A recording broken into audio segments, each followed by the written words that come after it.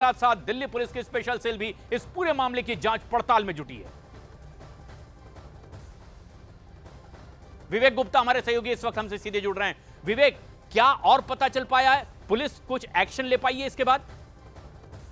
देखिए प्रशांत, जो जानकारी मिल रही है कि कुछ लोगों को पुलिस ने हिरासत में लिया हुआ है, लेकिन इस पूरे मामले में मुंबई पुलिस एक भी शब्द कहने को अभी तैयार नहीं हो रही है, क्योंकि देखिए मामला राजनीति से जुड़ा हुआ है, मामला फायरिंग से जुड़ा हुआ है। इसलिए मुंबई पुलिस के जितने भी, हम किसी भी लेवल के अधिकारी की बात करें, वो एक शब्द भी कुछ नहीं बोल रहे हैं। उनका साफ तौर पर कहना है कि इस पूरे मामले में जांच की जा रही है, सीसीटीवी खंगाले जा रहे हैं, लेकिन जानकारी मिल रही है कुछ लोगों को पुलिस ने हिरासत में लिया हुआ है और उनसे लगातार पूछताछ की जा रही है। और ये भी पूछताछ की जा रही है कि लोग कौन थे, किसके कहने पर ये फायरिंग हुई है। क्योंकि देखिए अगर किसी बड़े नेता के ऊपर फायरिंग हुई है तो जरूर इसमें कोई ना कोई बड़ा जो लोग हैं वो जरूर इन्वॉल्व होंगे। किसने फायरिंग करवाई, ये जो शूटर्स आए थे वो किसके इशारे पे आए थे और क्यों उन्होंने बाबा सिद्दीकी को टारगेट किया था, उसको लेकर अब मुंबई पुलिस जांच कर रही है। मुंबई पुलिस की प्राथमिकता यही है कि सीसीटीवी जांच से सबसे पहले जो हमलावर है उनको गिरफ्तार किया जा सके, और ताकि ये पता चल सके कि इस पूरे शूटआउट के पीछे कौन है। प्रशांत, ये एक अहम खबर भी है। बाबा सिद्दीकी की गोली मारकर हत्या कर दी गई। बाबा सिद्दीकी मुंबई की, महाराष्ट्र की सियासत में एक ऐसा कद्दावर नाम रहा है, माना जाता रहा कि कई ऐसे डिस्प्यूट को सुलझाने में अहम भूमिका निभाते रहे। बाबा सिद्दीकी की हाई प्रोफाइल इफ्तार पार्टियां लगातार चर्चा का विषय रही, जिसमें बॉलीवुड के कई जाने माने सितारों का जमघट लगा करता था। ऐसे में बाबा सिद्दीकी पर फायरिंग कौन करवा सकता है? इसके पीछे आखिर मकसद क्या है? तमाम एंगल से इसकी जांच पड़ताल अब ना सिर्फ मुंबई पुलिस बल्कि दिल्ली पुलिस की स्पेशल सेल भी कर रही है। बीजेपी नेता राम कदम इस वक्त हमारे साथ सीधे जुड़ रहे हैं फोनलाइन पर। राम कदम साहब, बाबा सिद्दीकी की गोली मारकर हत्या, उद्धव ठाकरे की पार्टी सीधे हमलावर है, लॉ एंड ऑर्डर को लेकर के सवाल खड़े किए जा रहे हैं। ये समय आरोप प्रत्यारोप करने का नहीं है। यह समय सभी दलों ने एक साथ आकर ये इस प्रकार की घटना क्यों घटी, इस पर मंथन करने की आवश्यकता है। बाबा सिद्दीकी एक सीनियर विधायक मंत्री रह चुके हैं। कई बार वे लगातार चुन करके आए और इसके पूर्व भी जब उनकी सरकार थी, वो स्वयं मंत्री थे, उस समय भी उनको थ्रेट्स थे और वो थ्रेट्स में कुछ गुंडों के नाम थे। अब उनका खुद का जो व्यापार है वो कंस्ट्रक्शन से जुड़ा हुआ है और कोई उनसे उस समय फिरौती मांग रहा था।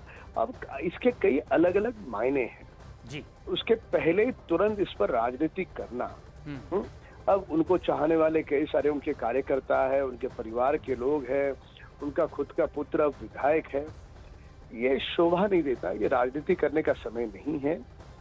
यह समय उनके परिवार के प्रति सांत्वना, उस परिवार के प्रति कंडोलेंस देते हुए इस प्रकार की घटना दोबारा न घटे और जो जिन्होंने किया है वे दंडित हो, ये करने का समय है। पर दुर्भाग्य से उद्धव ठाकरे और उनके नेताओं को हर चीज में राजनीति दिखती है। हमारी सरकार जो भी इसके ये करने के पीछे जिनकी साजिश होगी, जिन्होंने किया है, ऐसा गलत, प्लीज आपसे हाथ जोड़ के रिक्वेस्ट है।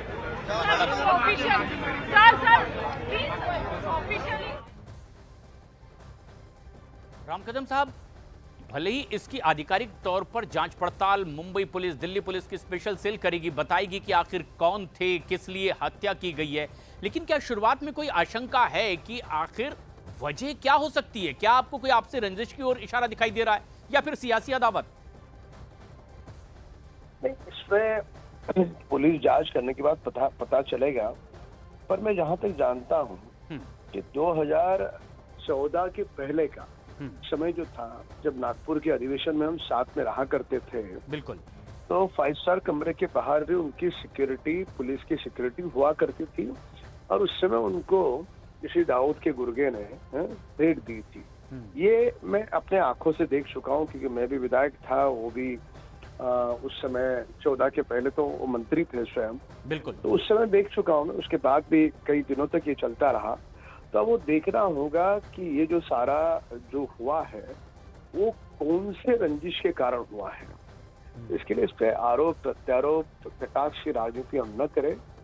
एक मेरा प्यारा मित्र खो गया है, इस बात का दुख है। पहले हम अलग अलग दल से हैं, पर आखिरकार साथ में कई सारे लम्हे साथ में गुजारे हैं, वो चीज महत्वपूर्ण है। आरोप प्रत्यारोप की जगह पे सरकार ने निर्देश दिए हैं पुलिस को, पुलिस अपनी कार्रवाई कर रही है और आपको दिखेगा कि बहुत ही जल्द जो गुनहगार है जेल की सलाखों के पीछे होंगे।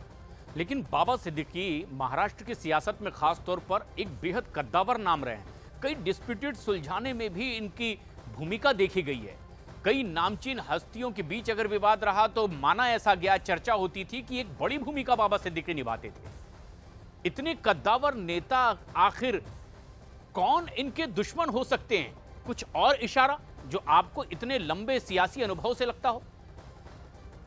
जहां तक मैं मानता हूं, इसमें वे स्वयं कंस्ट्रक्शन फील्ड में थे जी, और वो स्वयं मंत्री थे, तब भी उनको कई सारे लोगों के थ्रेट्स थे उस समय।